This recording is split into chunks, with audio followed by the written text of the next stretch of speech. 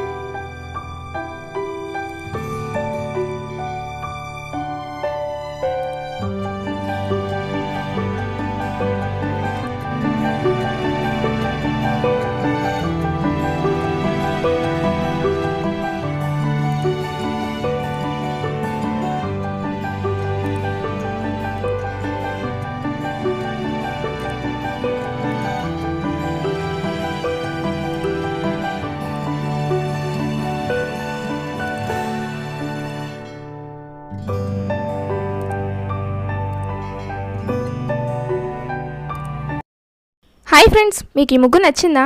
అయితే వెంటనే లైక్ చేసి కింద కమెంట్లో ఎస్ అని టైప్ చేయండి. నచ్చలేదా?